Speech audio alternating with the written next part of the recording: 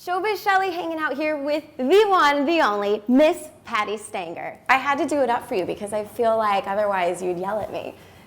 You look beautiful today. Thank you very much. Perfect date ready. Thank you. I know, right? So we'll get to that in just a second. Okay. But first, let's talk about the new show on WeTV. Yes. $1 Million Matchmaker. Correct. Fridays, 9 o'clock. You got it. So, of course, talk all about the show. Give us everything we need to know. It's basically a different take on the show. Bravo did an amazing job at Millionaire Matchmaker. This is WeTV's version, and basically we go in deep with tough cases. We have an intervention.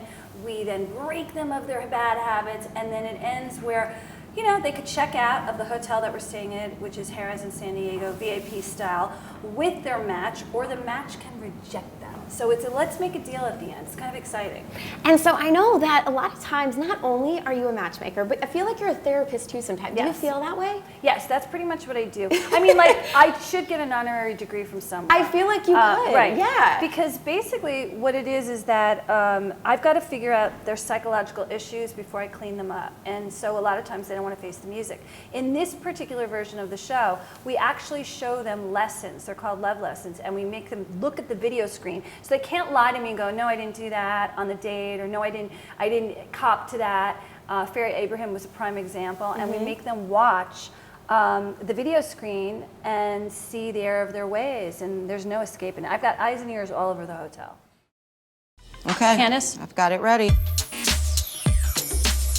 Okay, so clearly you're doing shots. You're starting off your date with shots. And is this on your body or your Which one is it? that That's move? my belly. Point of the story is you're leading with your sexuality just from the get-go. Out of the gate, Yeah. Here we go. Let's go. Only with Legs people in I the don't. air. Out of the gate, let's go. Only with people I don't care about. That's the crazy thing. Oh my God, I'm serious. not buying what you're selling. You can't sell me that. It's Show not me- going to work. show me someone okay, who I care about and listen, see me Gypsy change. Whipsy, Can you okay? listen to You're, me? listen, Can you you're, listen to me? listen. It's the way your body language is showing these guys, I'm up for anything I can't be- sexually. I'm really mad at Patti. I'm just processing everything right now. It's a lot. It's a lot. Did you ask them where they went to high school? Did you ask them where they grew up? Did you ask them anything about their friends? No, you 'cause they just have- led with pussy. Because I just didn't like them. You got a story for everything, don't you?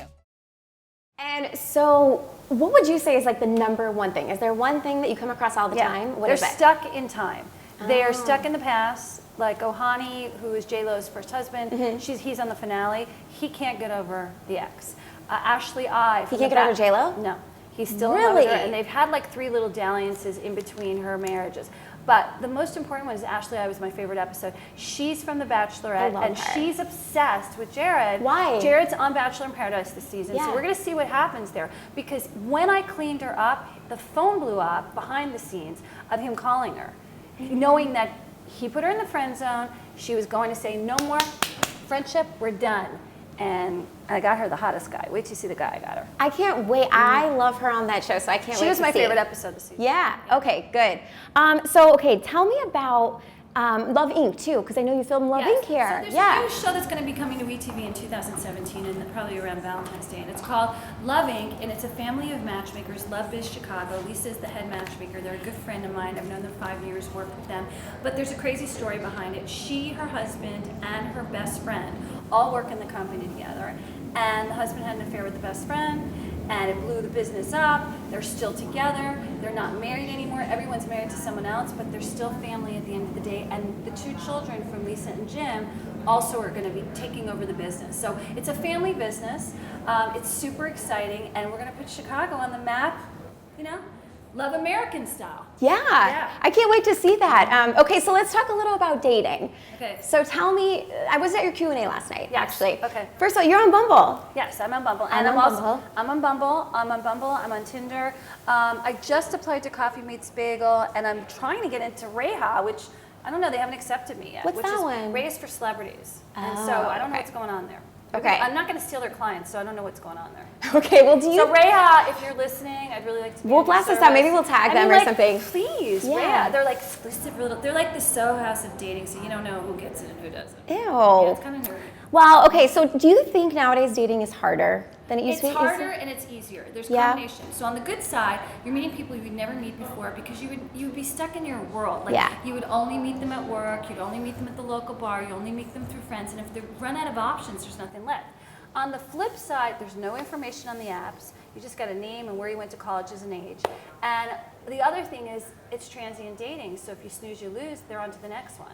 They don't really spend time with you to get to know you because they're like ADDing and on their phone. It's so ADD. And why do people not follow up? No one ever follows Dating up. AD is really a big problem. Yeah. I think what happens is women don't get pursued, so they get like kind of lost in sauce, and they kind of feel like he's not pursuing me, so therefore he's not interested in me, so I'm just going to go back on the app. Then guys go, wait a second, it's only been 10 minutes, which means 10 weeks to them. Of course, yeah. And then they're like, wait a second, we were going to come out in 2017, and then you're like going, yeah, that was like, you don't need to bench me, you don't need to ghost me, it's time to move the on, you know what I mean? And that's what's Yes. happening. Yeah. So it's hard to get someone to pay attention and kind of like focus. That's the hard part.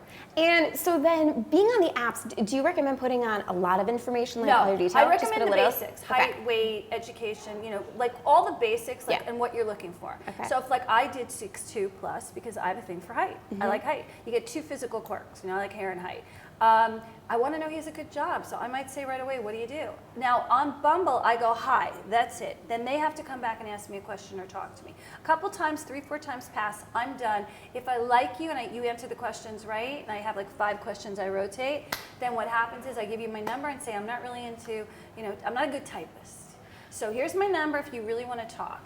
If he benches me, probably past 2 weeks, because I'm busy too, I delete him.